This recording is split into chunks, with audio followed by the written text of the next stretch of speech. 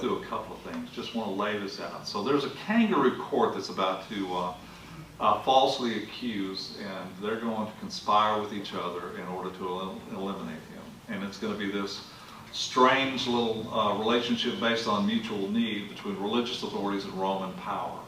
So the religious accusations are going to be fomented by the Sanhedrin, which is a religious body, but they're limited on what they can do.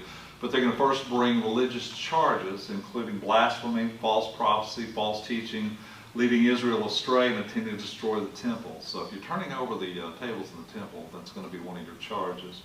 And then there are going to be criminal accusations on a civil basis, and that's when he's brought before Pontius Pilate and Herod and some others as well. Okay. So there's going to be 6 trials of Jesus. 3 of them are going to be religious, and 3 are going to be civil.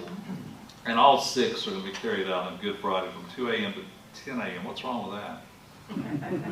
Yeah, I mean, you are just forcing this issue in the dead of night so that nobody can see what you're doing. Sanhedrin has a strict provision that they can't do any work after a certain hour. So in the middle of the night, it's not when they're allowed to meet. They still circumvent the rules and make sure because they're out to eliminate Jesus.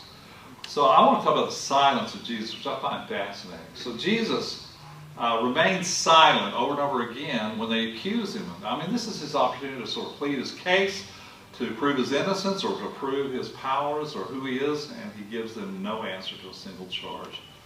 And they're always amazed at it. And even when he does say something, it is so little in response to what's said to him. But he's got this platform, he's got an opportunity. And again, why would he not say those kinds of things? Silence of Jesus is very telling. Because I think what it says is who's really on trial. Because they're shifting everybody back, and there's this heightened sense of just sheer panic, meaning we've got a certain amount of time before everybody figures out what's happening. And so in the dead of night, we're just passing them back and forth, and passing the buck back and forth, hoping that somebody's going to take charge and say, we've got enough evidence that we can crucify him and eliminate him. And so they put together this sort of kangaroo court, and they keep asking Jesus, trying to prove who they think he is, and he doesn't respond. And if you just read this thing, and we're going to read in just a few moments, you realize he's not on trial, it's us. We're all on trial. Any of us who sort of look at Jesus and understand that we're convicting an innocent man, anytime we ever do something in opposition. Also comes from Isaiah 53, the suffering servant said he was oppressed and yet afflicted, yet he opened not his mouth, like a lamb that is led to slaughter, like a sheep that before its shears is silent, so he opened not his mouth. So there's some Isaiah references to that, but he sort of understands that there's nothing he's going to say that's going to change his mind. Do we live in that world? Okay. When somebody is dead set on eliminating you or proving a point, there's not much you can say.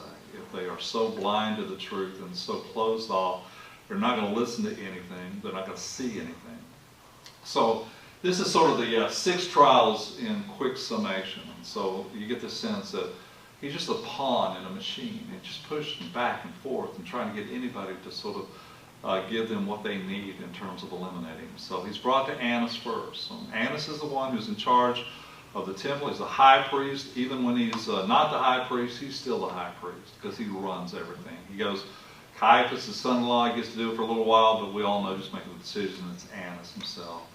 The detachment of the soldiers with its commanders, Jewish officials, arrested Jesus. They bound him, brought him first to Annas, who was the father-in-law of Caiaphas, the high priest that year.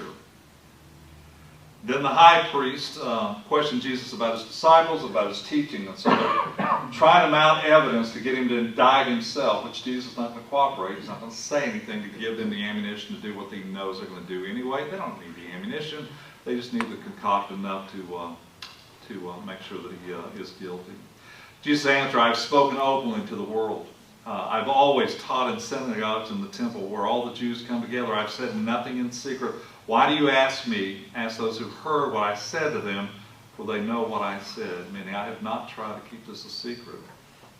When he had said this, one of the police standing nearby struck Jesus on the face, saying, is that how you answer the high priest? Jesus answered, if I have spoken wrongly, testify to the wrong. But if I have spoken rightly, why do you strike me? Then Annas sent him bound to Caiaphas, the high priest. So Annas is getting nowhere, so he just sends him off after he's beaten to Caiaphas. Next one is going to be delivered to Caiaphas in Matthew. And those who had arrested Jesus took him to Caiaphas, the high priest, where the teachers of the law and the elders had assembled. Chief priests and the whole Sanhedrin were looking for false evidence against Jesus so they could put him to death. They did not find any, though many false witnesses came forward. So every rule they've established for themselves on how to sort of go about this procedure, they just violate. You're supposed to have 2 credible witnesses.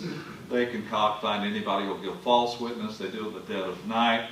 They don't notify the authorities of what's happening. They just do everything in order to gain what they really want to gain. They were looking for false evidence. Witnesses came forward. Finally, 2 came forward, declared, this fellow said, I'm about to destroy, or I'm able to destroy the temple of God and rebuild it in 3 days, which Jesus says. And the high priest stood up and said to Jesus, are you not going to answer? What is this testimony these men are bringing against you? But Jesus remained silent. And sometimes we just read this as sort of a story that unfolds we think we all know. I just can't imagine, if you're there at that moment, how the tension doesn't begin to rise, because we know the stakes are high. He knows his life is in danger. But by staying silent, he just keeps putting, okay, you're the one that's got to prove what you know is absolutely false anyway. And you begin to sort of see where Jesus is not saying anything on purpose, and it just raises the stakes about those people who knowingly are about to kill an innocent man. High priest said to him, I charge you under oath by the living God, tell us if you're the Messiah, the Son of God. Jesus said, you have said so. Again, putting it right back on those that accused him. At the same time that Peter denies Jesus 3 times as he's being transported back and forth. And now he's being on his way to the Sanhedrins, well, the first of the time in which Peter denies him. And so at daybreak, the council, the elders people, both the chief priests and the teachers of the law met together, and Jesus was led before them.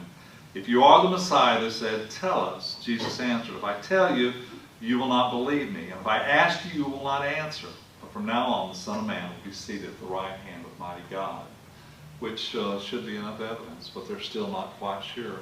Here's the problem, too. We always assume, like, you're reading this as if Jesus is the first one to ever become the Messiah. And all you got to do to read historically, there are false messiahs that precede Jesus. They actually false messiahs after Jesus, historically. A couple of one of his name is Theudas. And Theudas is convinced that he is the Messiah, and convinces about 400 other people to literally sell everything and go out into the wilderness. And so they're going to cross the river, but he also makes a mistake of saying that he has the power to part the Jordan River like Moses parts the Red Sea. And he can't do it. So they kill him because he's not the Messiah. There's another one named Judah of Galilee who does the same thing. And he has a collection of followers. So you can see the skepticism by people, even if they're not really directly involved in it. Well, you're not the first to say you're the Messiah. And you begin with this bias now. We've seen Theudas, we've seen Judah, we've seen about 4 or 5 others of you that have come forward. So why are you any different, and how gullible do you think we are to believe you to do that as well? I am not making this up. I was at a church one time. I was the associate minister, and somebody said, well, there's a person out there that needs help, and so I did what I did. I went and started talking to him, and I realized in about 10 seconds he was certifiably insane. And I don't use that word lightly, but if you've ever dealt with somebody who has a mental disorder to a degree, it's a scary thing. And he looked at me and he said, I am Jesus, come and follow me. Let go of everything and walk with me now. And I just thought, oh my gosh. So we had some security, and we tried to get him some help. We got him much help. And then I sat in my office thinking, what if that really were Jesus? Turns out it wasn't.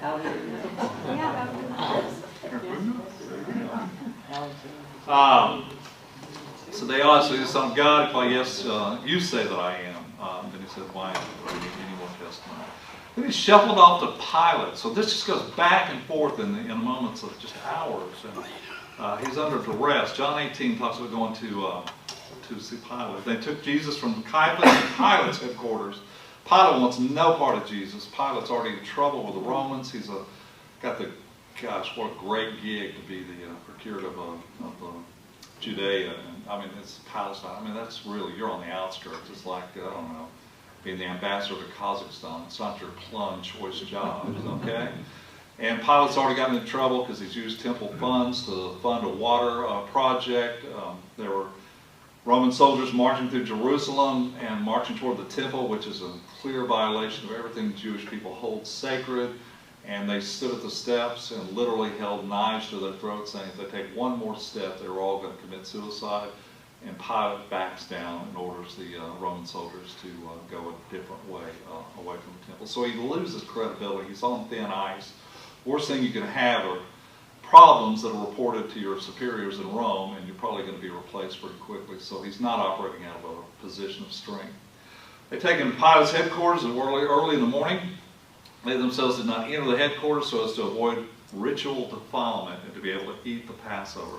Pilate went out to them and said, "What accusations do you bring to this man?" Pilate wants no part of this. What he wants is everything to go away. Remember Passover? You go from 50,000 to 250,000 people in the city of Jerusalem. You've got this volatility. It's Passover. You've got all this nationalistic pride. Everybody hates the Romans. They're hoping there's a revolt that's going to take place and break out. And Pilate's just trying to keep a lid on this powder keg. And so all he wants this thing to do is go away. He's not interested in convicting him or doing anything. He just wants to go away and looking for any way he can to pass the buck. Pilate said to them, "Take him yourselves and judge him according to your law." The Jews replied, "We are not permitted to put anyone to death." It tells you from day one, the moment they arrested, that's what they want. They want to kill him. But they don't have the power to do that. Only the Romans can actually execute capital punishment.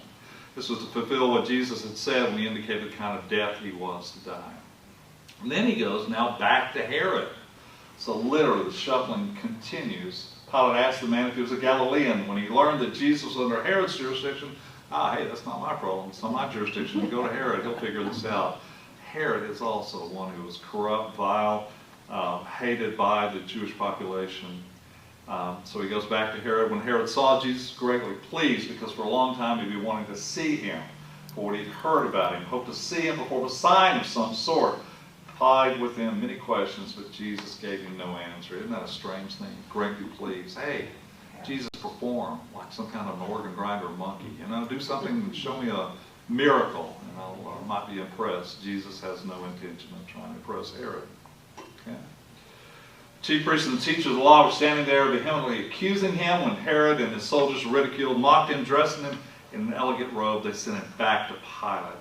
And they're mocking him. He's a king. He's acting like a Messiah. That day, Herod and Pilate became friends. What a strange group of folks that become friends. Before this day, they had been enemies. I mean, they have a mutual enemy. So people who found, you know, sort of like the World War II, the allies, the axis of power, all those kinds of things. It just makes for strange bedfellows. Okay? Finally, 6, this is the last one before Pilate, the final verdict. So the Jewish leaders took Jesus from Caiaphas to the palace of the Roman governor. By now it was early morning. To avoid the ceremony and cleanse, they did not enter, so they wanted to be able to eat Passover. We've just read that. So it comes back to Pilate, and Pilate cannot find anything to really convict him of, or anything to find evidence of it. He wants to wash his hands, okay? Pilate then went back inside the palace, summoned Jesus, asked him, "Are you the king of the Jews?" "Is that your own idea?" Jesus asked, "or did others talk to you about me?" "Am I a Jew?" asked sarcastically. "Your own people and chief priests handed you over to me. What is it you've done?" Jesus said, "My kingdom is not of this world. If it were my servant, would fight to prevent my arrest for the Jewish leaders. But now my kingdom is from another place." The moment he says that, that sets into motion Pilate. It really isn't a conundrum, because now you're talking about sedition. You're talking about an overthrow. You can't have two kingdoms. There's only one kingdom, and that belongs to Caesar and the Roman Empire. And then again, it goes to that famous line, verse 38, "What is truth?" retorted Pilate. With this, he went out again to the Jews gathered there. "I find no basis for a charge against him, but it's your custom for me to release to you one prisoner. At the time of the Passover, do you want me to release the king of the Jews?" And by this time, the crowd inside shouts, "No, not him. Give us Barabbas." Now, Barabbas had taken part in an uprising. So, this is sort of again, a kangaroo court that already has its objective and will do anything and everything, lying, cheating, whatever, circumventing the rules and process. And it's not just the death of Jesus, it's, I think, echoes of any time an injustice is done to an innocent person. It's the death of innocence. It's the loss of what people would do and what they're willing to do in order to get their own agenda. There's something about Jesus that makes people very uncomfortable, and I think his silence actually adds to that. They can't live in a world because Jesus is a constant reminder of what they are not, and they're not willing to change. And being not willing to change, the only solution is to get rid of the one who makes them feel uncomfortable. Okay? I think what we do is also a variation of that. We don't want to get rid of Jesus. We just want to be comfortable, so we make Jesus more comfortable for us. And I always wonder, and boy, I'm guilty of this too, but we talk a lot about Jesus, and I'm wondering, boy, if you just go to the source and read the Gospels, that's how you find out Jesus. Not because of other people tell you about Jesus and not what their views of Jesus, but just to read the Gospels.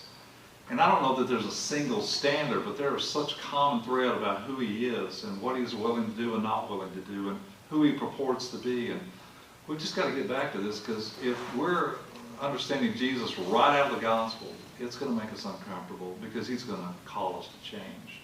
He's going to point out those things in us that we know, that we tried to hide, that prevent us from being everything that we should be.